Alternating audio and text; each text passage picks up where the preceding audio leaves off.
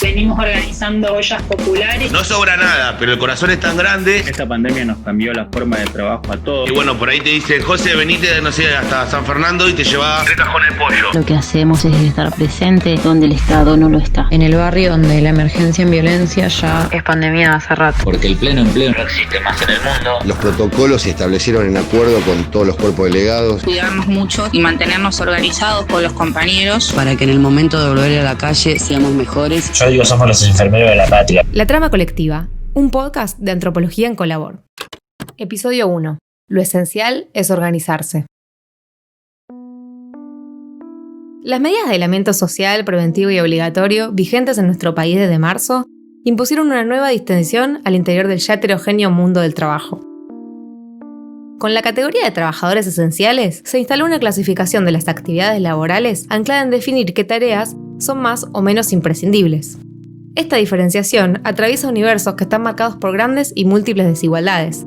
Tener o no un salario fijo, trabajar bajo relación de dependencia, por cuenta propia o tercerizado, estar en planta o por contrato, acceder a obra social, realizar actividades consideradas legales o clandestinas. En este episodio nos preguntamos, ¿qué criterios definen qué es o no esencial? ¿Cómo viven esta diferenciación los trabajadores? ¿Cómo se las arreglan quienes, si no salen, ven amenazada la posibilidad de ganarse la vida? ¿Y cómo viven sus jornadas laborales quienes tienen que salir sí o sí? Tuvimos que empezar a trabajar en primera instancia la parte reflexiva con los compañeros, debido a que estaban angustiados y angustiadas por no poder quedarse en casa. Teníamos que entender que nuestro trabajo es esencial y que por ende tenemos que garantizar la conectividad de todo un país. Fabiana trabaja en una oficina comercial en una reconocida empresa de telefonía celular. Es delegada de FOETRA, el sindicato de las telecomunicaciones en el área de Capital y el conurbano bonaerense. El AMBA, ahora tristemente célebre por ser el área con mayor cantidad de contagios de COVID-19. Las tareas definidas como esenciales desde los inicios de la cuarentena no incluyeron únicamente al personal sanitario encargado de manejar la enfermedad. Muchos trabajadores y trabajadoras como Fabiana descubrieron o reafirmaron que las tareas que realizaban cotidianamente resultaban fundamentales para el sostenimiento de la vida de todos los días, y especialmente de la vida urbana actual. A pesar de la experiencia de haber transitado la gripe A sin ningún infectado, sí había miedo porque además era un virus absolutamente nuevo para la ciencia. Pablo Borneo trabaja en Intercargo, la empresa estatal que maneja los servicios de carga en todos los aeropuertos del país. También está especialmente preocupado por la salud. Forma parte del Comité Mixto de Salud y Seguridad Laboral de la empresa y coordina el Departamento de Salud Laboral de la Asociación del Personal Aeronáutico, su sindicato. Nos cuenta que en su sector comenzaron a prepararse para la llegada del COVID-19 ya desde el 22 de enero, cuando se enteraron del cierre del aeropuerto de Roma. Ese mismo día, 22 de enero, organizamos vía WhatsApp con algunos compañeros, principalmente quienes tienen en su lugar de trabajo servicios médicos laborales, establecer en agenda el tema para empezar a tratarlo a futuro. Para el resto de nosotros, en pleno verano, el virus todavía era una noticia lejana, un eco de lo que pasaba en la otra punta del mundo. Pero los trabajadores y trabajadoras aeronáuticos ya estaban organizándose. No era para menos, por los aeropuertos argentinos pasaban a principios de este año 22.000 pasajeros por día. Desde el sindicato, los aeronáuticos generaron comités de crisis, desarrollaron protocolos. Es que, a pesar de la reducción del tráfico, los aeropuertos siguieron operando. Fue el sindicato el que se aseguró de que las medidas alcanzaran a todos los trabajadores y trabajadoras de todas las empresas aéreas y aeropuertos del país. Ahora ya se encuentran discutiendo cómo van a hacer para retomar los vuelos de manera segura. La historia que cuenta Pablo se repite en los distintos sectores. Temerosos del contagio, pero obligados a sostener la exposición, trabajadores y trabajadoras se organizaron para protegerse. Al inicio de la pandemia, la empresa nos negaba la entrega de los elementos de higiene personal porque trabajamos dentro de las centrales y decía que era suficiente con agua y jabón. Pese a que nos tenemos que movilizar de central en central y compartir espacio con otros compañeros, con otros trabajadores contratados. Y ahí tuvimos que haber intervención sindical y gracias a las gestiones de las distintas secretarías de FOETRA Sindicato Buenos Aires conseguimos la entrega de alcohol en gel, barbijos, pulverizadores, todo lo que necesitábamos para trabajar seguros. Para que puedas escuchar este podcast, hay antenas, redes, conexiones, equipos que siguieron funcionando durante todos estos meses y manteniéndolos trabajadores y trabajadoras de las telecomunicaciones como Cintia y Fabiana, que sostienen nuestras conexiones de internet y teléfono. Mantenemos equipos y trazas donde pasa el tráfico grueso entre centrales, salidas internacionales, banda ancha, antenas de celulares. Entonces es indispensable el funcionamiento del sector para que sigan en pie el ancho de las comunicaciones a lo largo de la zona y del país. Como Cintia, Pablo repara instalaciones de internet y teléfono, pero en la zona oeste del Gran Buenos Aires. Con sus compañeros se les presentó un dilema importante. Parte de sus tareas implican normalmente ingresar a los domicilios de los abonados, pero en una etapa de aislamiento esto significaba un riesgo para todos. Fue necesaria una fuerte intervención gremial para poder seguir trabajando sin riesgos. A partir de una creación de un comité de crisis, se elaboró un protocolo de trabajo. No sin que sigan existiendo presiones e intenciones de la empresa, al día de hoy nosotros no ingresamos a domicilio y logramos el abastecimiento de un kit de higiene y prevención y se ha logrado trabajar de una forma medianamente segura, sin mayores riesgos y garantizando el derecho a la comunicación. La categoría de servicio esencial existía antes de la pandemia. Los trabajadores de las telecomunicaciones, y no solo ellos, la conocen bien, porque fue utilizada para limitar el derecho a huelga a principios de los años 90, cuando luchaban contra las privatizaciones. En el marco del aislamiento social, sin embargo, cobró nuevos sentidos. El riesgo y la exposición, por un lado, pero también el reconocimiento de la propia tarea, una nueva valoración del trabajo que se realiza todos los días, su carácter indispensable y de interés público. ¿Dónde se establece la línea que divide lo esencial de lo que no lo es? La gestión de los residuos urbanos, sin duda, es imprescindible para la vida en las ciudades. Javier Godoy es cartonero, integra la cooperativa Jóvenes en Progreso, ubicada en Lomas de Zamora, en el sur del conurbano bonaerense, como parte del MTE, Movimiento de Trabajadores Excluidos. Javier está preocupado. El coronavirus nos dejó y nos estaba partiendo el medio, no sé cómo explicártelo. Se redujo compañero, sale menos material. Antes entregábamos 1 batea, 2 bateas por día, todos los días, de lunes a viernes. Hoy se está entregando jueves y viernes nomás, batea, de cartón.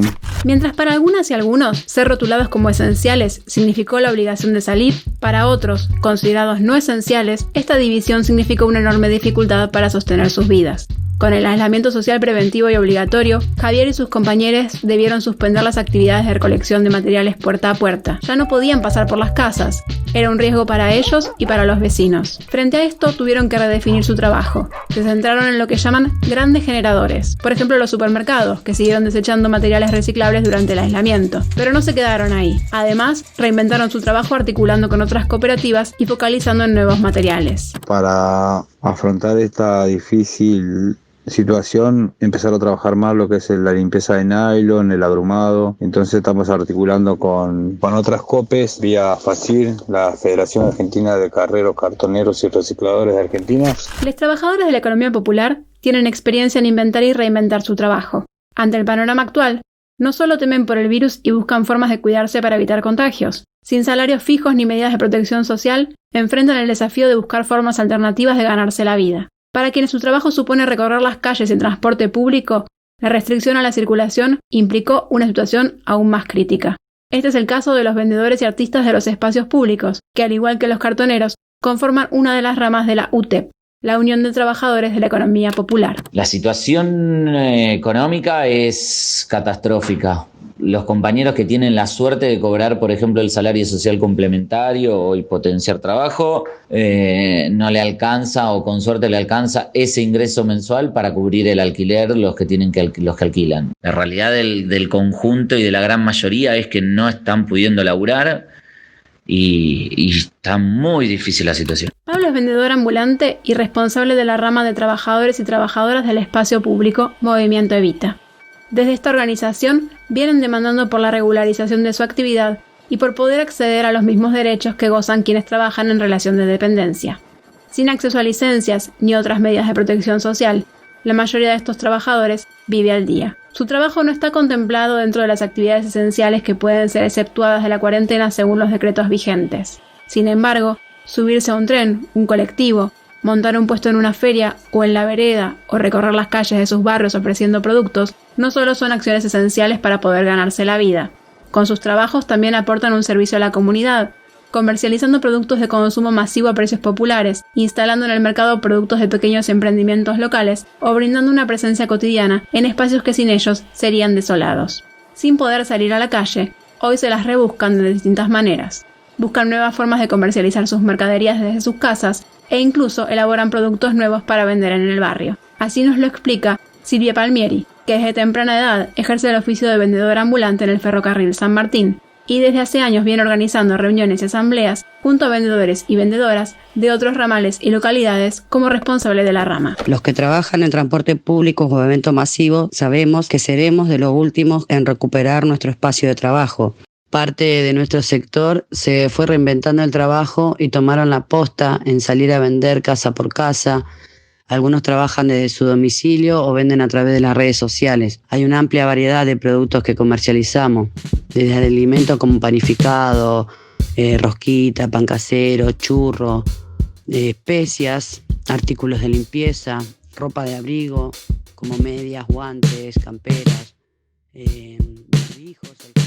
Ángela es costurera y trabaja en el Polo Vencedores, en el barrio porteño de Parque Avellaneda, uno de los 50 polos textiles que forman parte de la rama textil dentro del MTE a nivel nacional.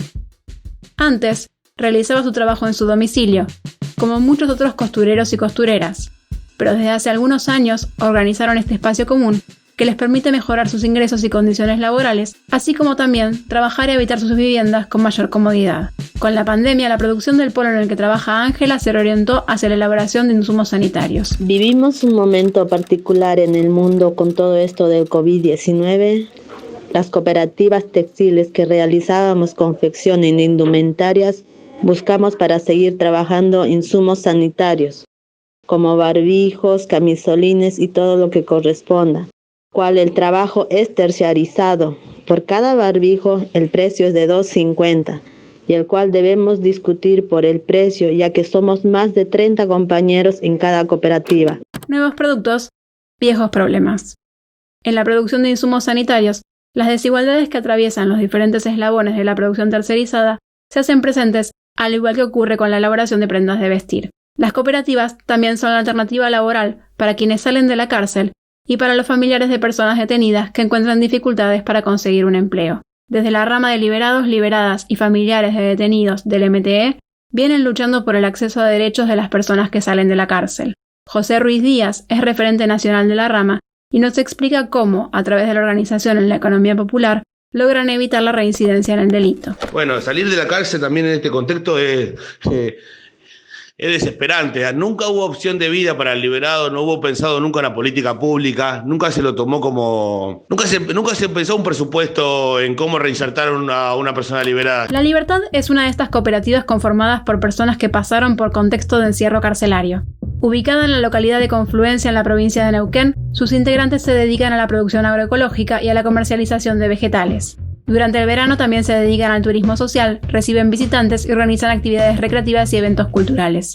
En marzo, cuando iniciaron las medidas de aislamiento social, la cooperativa estaba por entrar en la época de la cosecha de hongos comestibles, uno de los productos de más valor y cuya producción requiere 6 meses de trabajo. Además, iban a iniciar un proyecto textil y venían generando instancias de formación en cooperativismo y economía popular para personas recién salidas en libertad. La cuarentena supuso pérdidas en una parte de su producción y demandó estrategias para aprovechar cosechas y garantizar el sustento de las 16 familias que dependen de la cooperativa. Así nos lo cuenta Néstor, el presidente. ¿Cómo hicimos para poder seguir? ¿Con qué estrategia? ¿Cómo seguir produciendo? En principio, lo primero que nos preocupó es la sustentabilidad de los compañeros, saber que no nos falte alimentos, o sea, pensando que venimos ante un invierno que va a ser bastante complicado, así que decidimos destinar unos fondos que teníamos para otras cuestiones, que eran la terminación de insumos y todo eso, y en comprar aves de corral y en poner en condiciones un espacio para poder urgente poder hacer otros cultivos de otoño. Con la producción que no podíamos entregar, porque obviamente la gente venía siempre acá a comprarnos cosas a la cooperativa, a comprarnos nuestros productos, tuvimos que, elaborar conservas para que no se pongan feas los vegetales O sea, hacer berenjena en escabeche, hongo en escabeche, salsas, dulces. Personas como Ángela, Silvia o Néstor no solo enfrentan la necesidad de reinventar sus trabajos, elaborar nuevos productos, buscar nuevas vías de comercialización o difusión. La drástica reducción de los ingresos demandó el fortalecimiento de trabajos comunitarios, tareas de asistencia alimentaria y otras muchas ayudas solidarias que ya circulaban entre compañeros. Surgen redes entre la producción de conservas de una cooperativa de Neuquén y merenderos y comedores de las zonas. Desde espacios de trabajo y organizaciones sindicales se organizan ollas populares y repartos de mercadería. En los barrios se abren nuevos merenderos y los que ya existían reciben cada vez más gente, poniendo en evidencia que la vida no se sostiene solamente ni principalmente a partir del mercado. Hace 17 años que Zulma, que pertenece al movimiento Evita, sostiene el comedor Vivan los Sueños Felices en el barrio Costa Esperanza, partido bonaerense de San Martín. De lunes a viernes preparan almuerzo y merienda para 330 personas de todas las edades. La crisis alimentaria, dice, es anterior en los barrios. Y según ella, la cuarentena allí se toma con responsabilidad. Se ha organizado un montón de ollas populares en el barrio, donde vecinos han puesto guita de su bolsillo por organizar ollas populares, los pibes de la barriada, los clubes, juntas vecinales. Y eso también es, de alguna manera, cómo se vive la cuarentena en el barrio, desde otro lugar, del que tiene un poquito más, saca de su bolsillo para poder contribuir con el otro. Entiendo y creo que es muy importante el trabajo que están haciendo las compañeras y el trabajo que vienen haciendo las organizaciones, que no son reconocidas. El trabajo de sostener un espacio alimentario que realizan personas como Zulma tiene sin duda una importancia central para las vidas en los barrios y más aún durante el periodo de aislamiento que estamos aún atravesando. La reflexión de Johnny, referente del Frente de Darío Santillán en el barrio de La Boca, nos da pie a seguir interrogando las nociones y criterios de lo esencial.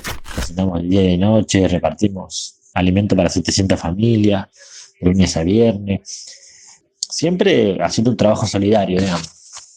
Solidario y ni hablar, yo digo voluntario, pero seríamos como trabajadores esenciales.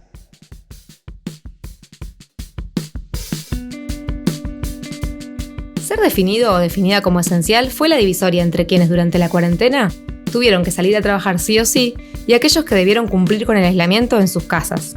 A su vez, estableció una urgente distinción entre quienes pudieron continuar con sus tareas de manera virtual y aquellos para los que no salir fue perder la mayor parte de sus ingresos. Pero los límites entre qué es o no esencial se reconstruyen y disputan cotidianamente, no están definidos de una vez y para siempre. ¿Cómo se define lo esencial? ¿Quiénes sostienen estos trabajos de importancia vital? ¿Reciben el suficiente reconocimiento social, simbólico y económico? Este contexto reclama que pongamos atención en los criterios que usamos para valorar los distintos trabajos. Seguramente, la distinción entre esencial y no esencial sea un terreno móvil, un territorio donde discutir el valor de nuestros trabajos, una oportunidad para reivindicar el valor que tienen trabajos históricamente invisibilizados y a pelear por su reconocimiento. Un llamado a sopesar la relevancia de las tareas, poniendo en el centro el aporte que éstas generan para sus comunidades, para reproducir y mejorar la vida humana. Esto fue el primer episodio de La Trama Colectiva. Antes de despedirnos, queremos aprovechar estos últimos momentos con ustedes para difundir una iniciativa que están poniendo en marcha organizaciones de trabajadores. Con el aislamiento, los envíos a domicilio se volvieron parte central de nuestra vida cotidiana. Si querés escapar de las aplicaciones que todos conocemos, te proponemos que conozcas 2 iniciativas autogestivas y familiares que brindan servicios de mensajería. Te dejamos 2 propuestas. Acaba es un servicio de mensajería en bicicleta que podés encontrar a través de Facebook o Instagram.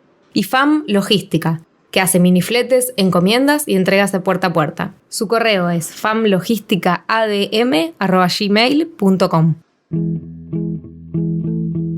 Este podcast fue realizado por el equipo de Antropología en Colabor, un equipo de antropólogos de la Facultad de Filosofía y Letras de la UBA.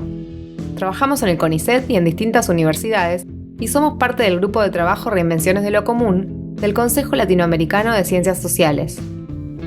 Pueden encontrarnos en Instagram y en Facebook como Antropología en Colabor. Este episodio estuvo a cargo de Florencia Pacífico, Sandra Bolansky y María Inés Fernández Álvarez. El diseño sonoro y música original son de Andrés de la Torre y el diseño de imagen es autoría de Push Studio. Agradecemos a todas y todos los compañeros de las organizaciones que participaron con sus reflexiones y experiencias en este episodio. Pablo Borneo, de la Asociación del Personal Aeronáutico, Fabiana Benítez, Cintia Barcala y Pablo Panasiuk, de FOETRA, Sindicato de las Telecomunicaciones, Javier Godoy, de la cooperativa Jóvenes en Progreso del Movimiento de Trabajadores Excluidos, Silvia Palmieri y Pablo Dorigo, de la rama de Trabajadores y Trabajadoras del Espacio Público Movimiento Evita. Ángela Condorí, del Polo Textil Vencedores, de la rama textil del Movimiento de Trabajadores Excluidos, José Ruiz Díaz y Néstor Jiménez, de la rama de Liberados, Liberadas y Familiares de Detenidos, del Movimiento de Trabajadores Excluidos, Zulma Monjes, del Comedor Vivan los Sueños Felices del Movimiento Evita, y Johnny Algalarronda, del Frente Darío Santillán. La trama colectiva es posible gracias al apoyo de un subsidio UANEX de la Universidad de Buenos Aires. Esperamos haber contribuido a construir esta trama que nos une, entrelaza y construye algo superior a cada hilo individual.